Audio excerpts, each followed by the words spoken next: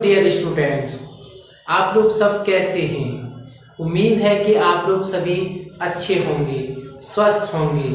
आइए आज हम बच्चों टॉपिक स्टार्ट करने वाले हैं सर्किल। सर्किल के अंतर्गत आप लोग पढ़ेंगे सर्किल्स में जो आप लोगों को लाइंस दी हुई होती हैं उसमें बहुत से स्टूडेंट्स को कंफ्यूज होता है और उस कंफ्यूज को हम आज आपको समझाएंगे और उस कंफ्यूज को दूर करेंगे ताकि आप लोगों को सर्किल आसान लगने लगे। तो आइए चलते हैं बोर्ड की तरफ। स्टूडेंट्स, जैसा कि आप लोग जानते हैं कि हर वो गोल आकृति यानी सर्किल आकृति, जैसे कि आप जानते हैं आपने वॉच का डायलॉग देखा होगा या साइकिल का पहिया देखा होगा या ट्रक, बस, स्कूटर इनके पहिए देखे होंगे। सेम वैसे ही बच्चों आप लोगों का सर्किल होता है। आप लोग साधारण भाषा में गोला बोलते हैं, तो गोला अलग है। गोले को गोला होता है जो आपने बॉल देखा हो, फुटबॉल देखा हो, और सर्किल होता है आपने चूड़ी देखा हो, आप लोगों ने रिंग देखा हो, आप लोगों ने साइकिल का पहिया देखा हो, उससे आप बोलेंगे सर्किल। और जो आप लोगों का बॉल होता है वो जो गोल होता है उसे स्फीयर बोला जाता है। तो आइए सीखते हैं सर्किल के अंतर्गत जो आप लोगों को लाइंस दी गई होती हैं उन्हें क्या क्या कहते हैं। चलिए, तो जो बच्चों आप लोग देख रहे हैं ये जो गोल आकृति है इसे आप लोग बोलते हैं पर्दी, यानी किसी भी सर्किल की पर्दी। इंग्लिश में आप इसे कहेंगे सर्कमफेरेंस। ये आप लोगों का सर्कमफेरेंस होता है। इसके जस्ट बीच में जो आप लोगों का पॉइंट है इसे आप सेंटर कहते हैं। हिंदी में आप इसे केंद्र कहेंगे, यानी एकदम मध्य में, सर्कमफेरेंस के एकदम मध्य में जो बिंदु होता है उसे आप सेंटर कहते हैं। हिंदी में आप केंद्र कहेंगे। आप दूसरे नंबर पॉइंट पर पहुंचेंगे तो सेंटर से जो सर्कमफेरेंस तक यानी केंद्र से जो पर्दी तक लाइन की जाती है उसे रेडियस बोला जाता है। आप इसे हिंदी में त्रिज्या पढ़ते हैं। चलिए आगे चलते हैं। आगे वाले पॉइंट में आप देख रहे हैं कि एक सर्किल है और सर्किल में सर्किल के सेंटर से और सर्कमफेरेंस तक एक लाइन है जो कि दूसरी ओर भी बराबर है। बच्चों, इस लाइन को आप लोग डायमीटर बोलते हैं, अर्थात सर्किल के अंदर ऐसी लाइन जो उसके सेंटर से होकर जाती है डायमीटर कहलाती है।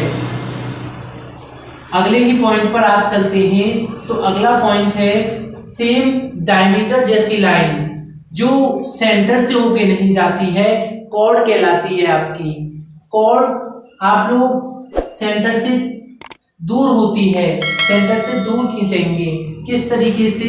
आप लोग एक कॉर्ड ऐसे भी खींच सकते हैं, आप एक कॉर्ड ऐसे भी खींच सकते हैं, ऐसे भी खींच सकते हैं।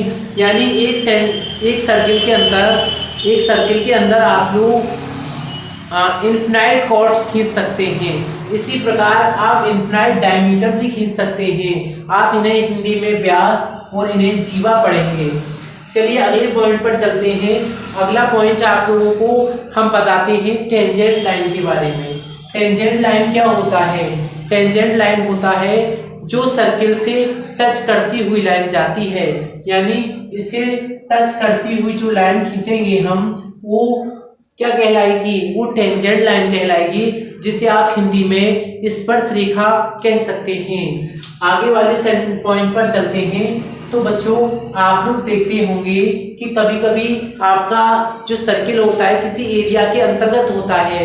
इस एरिया के अंतर्गत सर्किल में दो पार्ट होते हैं, एक तो इंटीरियर पार्ट होता है और एक एक्सटीरियर पार्ट होता है। एक इंटीरियर पार्ट होता है बच्चों जिसे अंतः क्षेत्र कहते हैं हिंदी में, और एक एक्सटीरियर पार्ट होता है जिसे आप लोग बाह्य क्षेत्र कहते हैं। अच्छा, अगले पॉइंट पर चलते हैं बच्चों। जब आप लोगों के सर्किल में कोई भी कॉर्ड खींची जा रही है, यानी कोई भी कॉर्ड इस प्रकार से खींची जा रही है, तो हम देखते हैं कि उसका एक पार्ट बड़ा होता है और एक पार्ट छोटा होता है। तो आप लोग जो बड़ा पार्ट है उसे आप लोग मेजर पार्ट कहते हैं। सर्किल के अंतर्गत बड़े पार्ट को जो कॉर्ड द्वारा बांटा गया है, यानी आपकी जीवा द्वारा जो बांटा गया है, उस बड़े क्षेत्र को आप लोग क्या कहेंगे? आप लोग मेजर कहेंगे। और मेजर का दीर्घ वृत्तखंड भी बोला जाता है। ऐसे ही आप लोग छोटे को माइनर कहेंगे, उसके छोटे पार्ट को आप माइनर कहेंगे, जिसे हिंदी में लघु वृत्तखंड बोला जाता है। अगले पॉइंट पर चलते हैं। अगले पॉइंट पर आप लोग देख रहे हैं जो आप लोगों की रेडियस होती है। ये जो रेडियस होती है, अगर यही रेडियस आप लोगों की इस प्रकार से खींचती जाए तो ये दो डिवाइड कर देती है सर्किल को दो पार्ट में। अब ये दो पार्टों को क्या पढ़ते हैं आप लोग? इसे पढ़ते हैं सेगमेंट। जो आप लोगों का बड़ा पार्ट होता है उसे सेगमेंट पढ़ते हैं। इसे आप लोग हिंदी में दीर्घ त्रिज्यखंड पढ़ सकते हैं। और वहीं आप लोगों का जो छोटा पार्ट होता है इसे आप लोग पढ़ते हैं लघु त्रिज्यखंड यानी सेक्टर। अच्छा, अब अगले ही पॉइंट पर हम चलते हैं। अगला पॉइंट होता है आपका, आप लोगों का कभी कभी क्या होता है कि सर्किल पूरा है, लेकिन पूरे सर्किल में क्या होता है कि कुछ हिस्सा काट दिया गया। मान लीजिए कि आधे के बराबर हिस्सा काट दिया गया है, तो इसे आप लोग हेमी सर्किल पढ़ेंगे। क्या पढ़ेंगे? Hemi circle. Hemi circle Hindi में आप इसे अर्धवृत्त पढ़ सकते हैं। क्या पढ़ सकते हैं? अर्धवृत्त पढ़ सकते हैं। चलिए अगले पॉइंट पर चलते हैं। अगला पॉइंट है आप लोगों का, ये 8 नंबर है और ये 9 नंबर। अगले पॉइंट पर चलते हैं। तो अगले पॉइंट पर आप पढ़ेंगे क्या? आप लोगों ने देखा होगा कि एक सर्किल है, लेकिन अगर सर्किल के सारे हिस्से को काट दिया जाए, खाली इतने हिस्से को रखा जाए, यानी यहाँ से यहाँ तक और यहाँ से यहाँ तक, इसे P और Q मान लो, तो आप लोगों का ये वाला हिस्सा जो होगा वो आर्क कहलाएगा। क्या कहलाएगा? आर्क। यानी सर्कमफेरेंस का वो लाइन जो किसी एक निश्चित बिंदु से दूसरे बिंदु तक जाए, एक पॉइंट से दूसरे पॉइंट तक जा रही है, आर्क कहलाएगी। जिसे आप लोग हिंदी में क्या कहेंगे? इसे चाप कहेंगे। अब जो छोटा पार्ट है उसे कहेंगे क्या? उसे कहेंगे आप लोग लघु चाप। इसे कह सकते हैं माइनर आर्क और इसे कह सकते हैं मेजर आर्क यानी बड़ा चाप। ये जो आपका छोटा आर्क है यानी छोटा आर्क है, उसे कहेंगे आप लोग लघु आर्क यानी लघु चाप हिंदी में। और आप इसे इंग्लिश में कह सकते हैं माइनर आर्क। और वहीं आप लोग बड़ा जो पार्ट है आप लोगों का उसे कह सकते हैं मेजर आर्क। आप लोगों की समझ में आ रहा होगा। अगर आप लोगों को समझ नहीं आया है तो आप लोग इस वीडियो को आप लोग दोबारा देखिए, आपकी समझ में आएगा।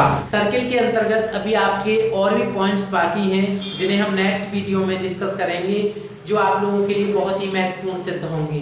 हमें उम्मीद है कि आप लोगों को सर्किल्स में बताई गई सारी डेफिनेशंस, जो लाइन आप लोगों को दिए गए हैं उसमें किसे क्या कहते हैं और वो कहाँ बनता है, आप लोगों को आ गया होगा। अगर नहीं आया है आप वीडियो दोबारा देखिए, आपकी समझ में आएगा। और अगर आपके पास कोई भी सुझाव है तो हमें कमेंट कीजिए। ठीक है। जय हिंद, जय भारत।